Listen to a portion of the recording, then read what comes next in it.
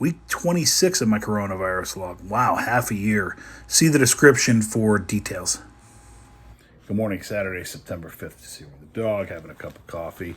And it's something that I have that's definitely a COVID pandemic, probably first world problem. And I can't be the only one this happens to. What the situation is, like I just ran an errand to the convenience store. I get home. Of course, one of the first things I do is wash my hands, like we all do in this environment.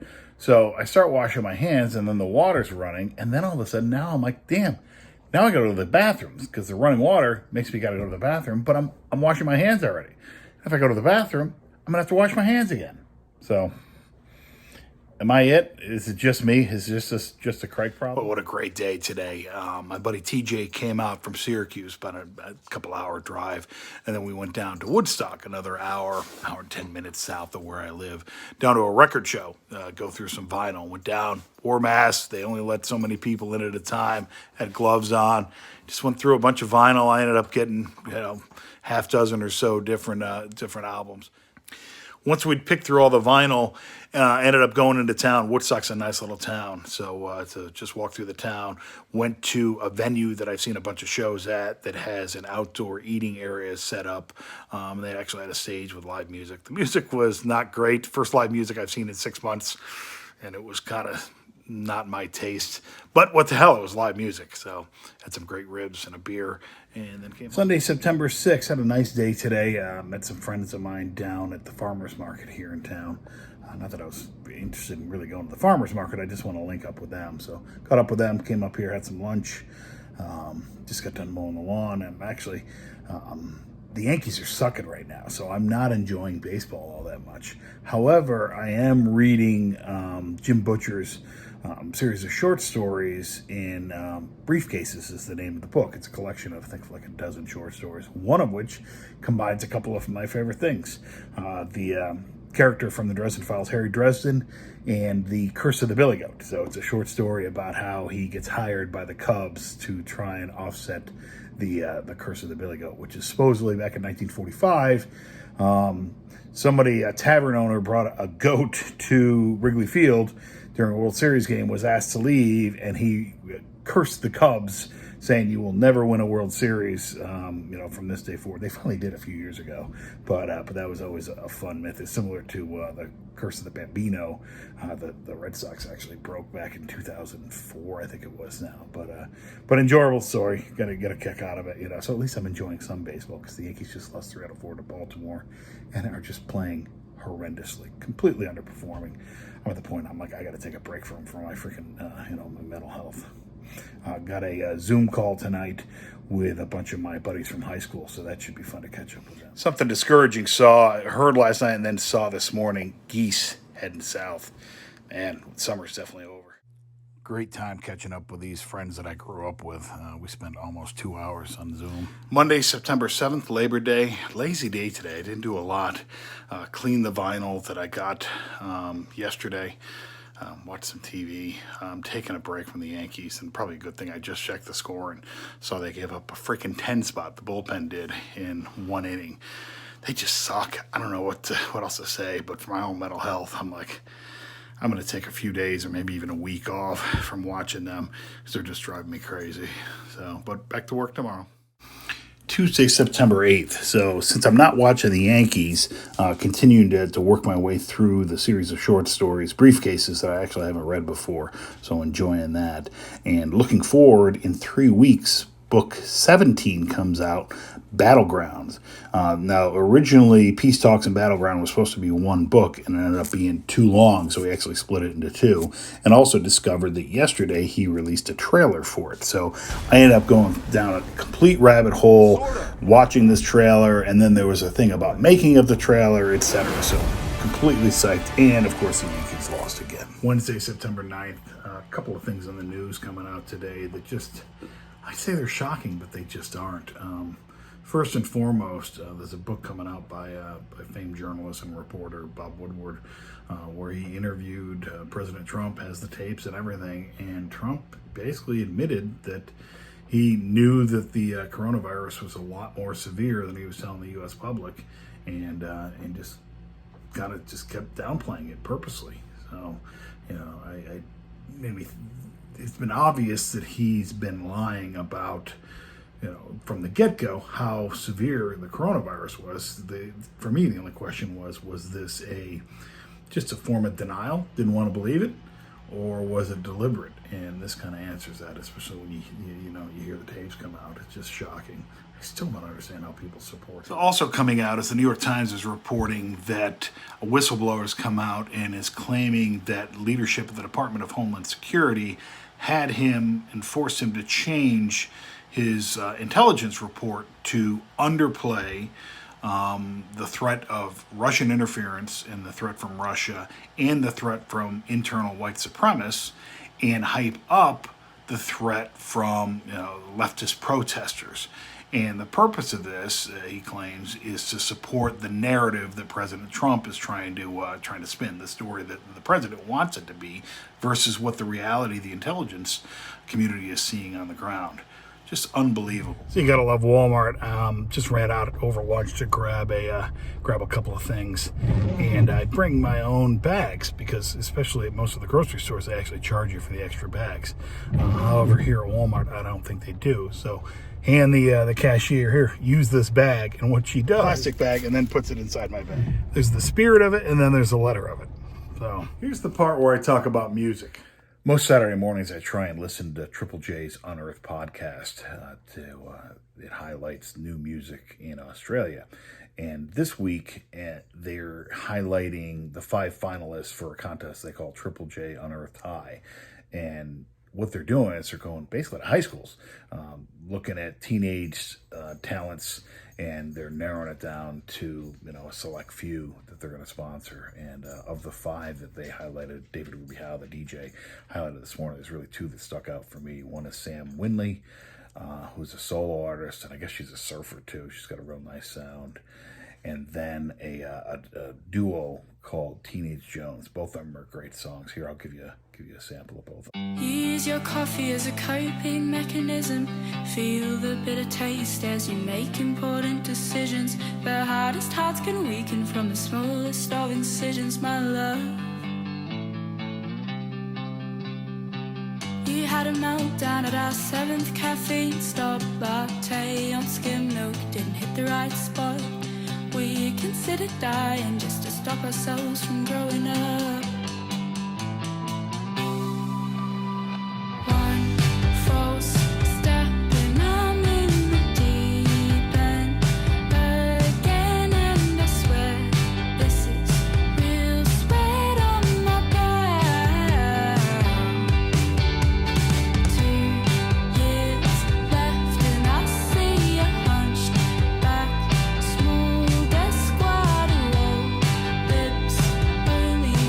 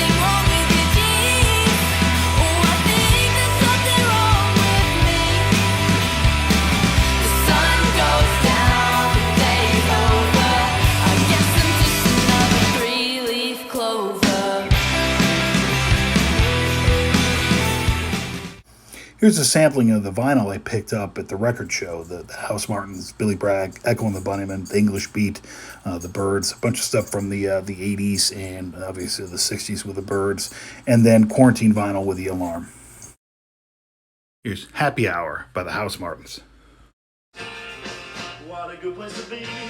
Don't believe that. Keep the money, Johnny's never happy hour again. Don't believe that. Oh no. 'Cause it's never happy hour again. No, it's another night above the bus. Following in footsteps of a compromise and it's on me. Good women going cheese. And if you catch them right, then we land upon the knees. Sexuality by Billy Bragg. I've had relations with girls from many nations. I've made passes and women of all classes. And just because you're gay, I won't turn you away. If you stick around, I'm sure that we can find some common ground. Sexuality. Show of Strength by Echo and the Bunnymen. Realistically, it's hard to dig it all too happily. But I can see it's not always that real to me. A funny thing, it's always a funny thing. Those sadly things just get in the way.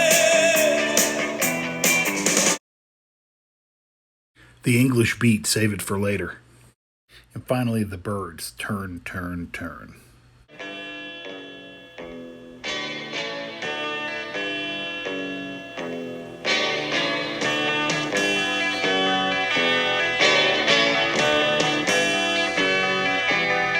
Everything turn, turn, turn. There is a season, turn, turn, turn. And a time to every purpose under heaven. Quarantine Vinyl with the Alarm.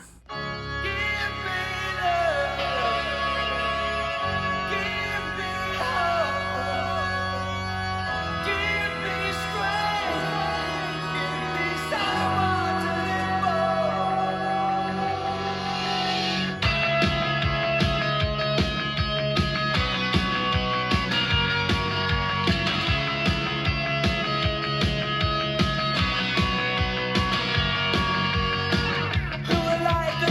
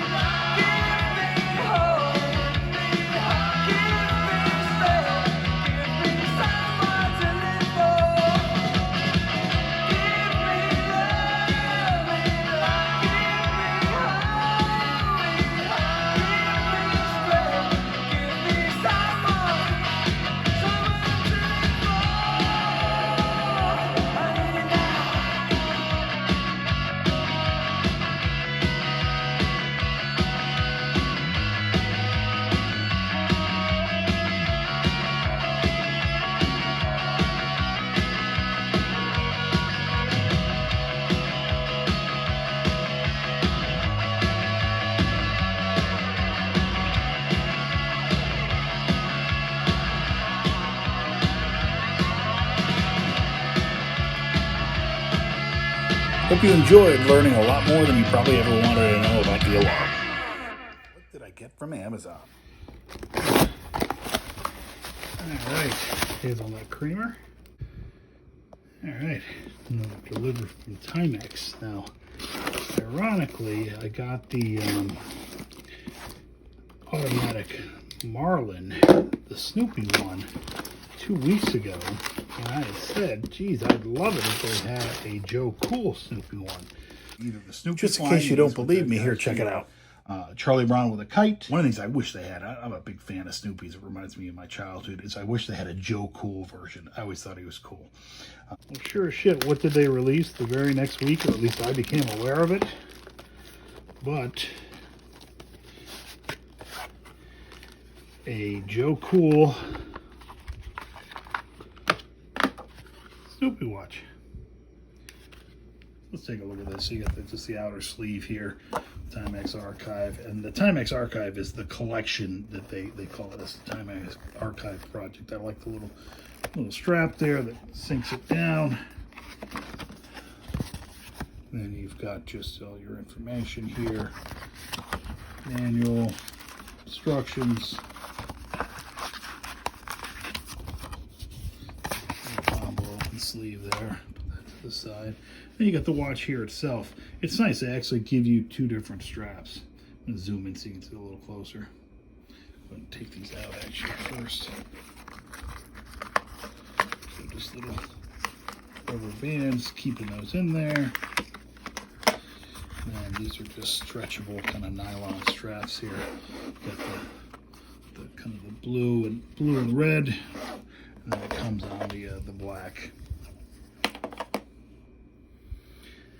All right, let's take a closer look at this. But before we go too much into the details of the watch, a little background on Joe Cool that I found on the peanuts.fandom.com site. Joe Cool is one of Snoopy's alter egos. First appeared in the Peanuts comic strip May 27th, 1971. And as you can see from his outfit, he just throws on the shirt there that says Joe Cool and the sunglasses. And really the sunglasses is the one common thing where he's just kind of like this cool hipster college student type. In addition to the comic strips, there was actually some TV specials, and there was a song about Joe Cool. I'll throw some excerpts in it. Hopefully they don't get flagged by the copyright folks. But I think it was B.B. King that actually sang it.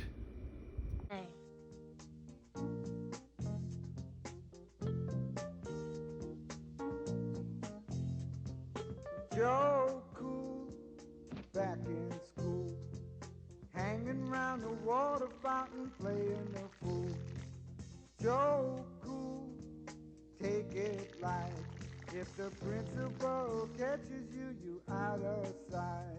All right, so the watch itself. Officially, this is the MK1 Peanuts featuring Snoopy, item number TW2U75800LG on the Timex website. As far as the specifications, it's a 36 millimeter black resin case.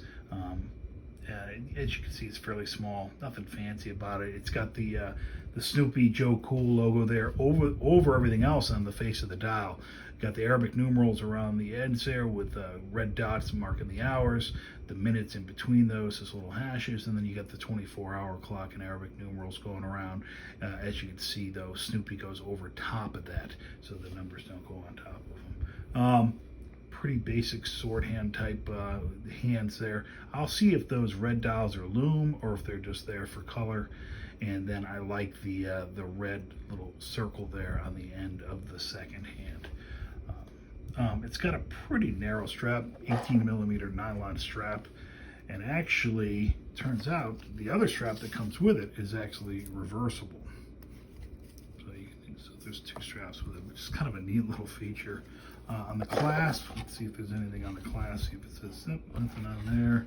And actually, yeah, on this one it actually says Timex, so that's kind of weird that it says it on one but not the other. Flip it over, basic NATO strap. Let's see if there's anything underneath there. Take a peek.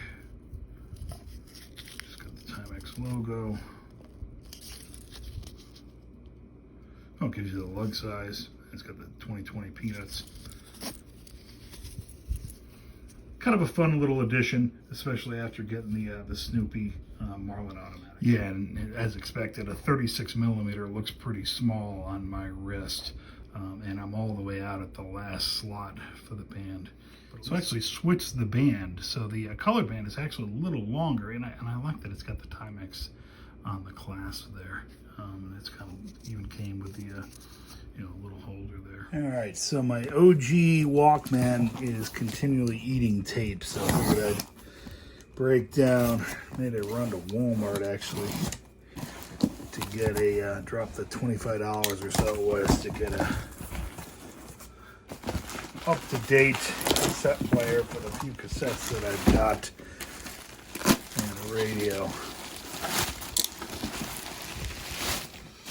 Maybe I'll look into seeing if somebody can repair my Walkman, but probably spend twice as much for what it costs to have this thing actually work.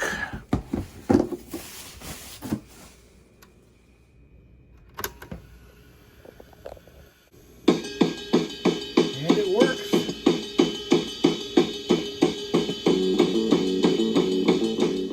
Friday, September 11th. Wow, that date still. 19 years. I can't believe 19 years have gone by. I still remember it vividly. I'd just been in New York City the Saturday before. My daughter and I went down to a ball game, and we had shitty seats, literally last row in the ballpark, right at the very top, and you could look out over New York City, and I remember seeing you could see the Twin Towers and all of Manhattan. It was kind of a cool view. Better view of Manhattan than there was of the field. But I can't remember if they won or not. But that Tuesday morning, I distinctly remember it was a beautiful day. I was working on an issue, on a call about a unit that we had being installed in Japan. And the customer had said, hey, there was rust on something. So anyway, I was just on a typical work call. And somebody pops over and they're like, a plane just flew into the World Trade Center. And this is pre, at least smartphone. You couldn't just call up your phone and say, "Oh, let me check stream CNN on my phone." So tried to get online, and I remember the internet was swamped. And finally, and we just thought it was something like a little piper or something accidentally flew into one of the towers.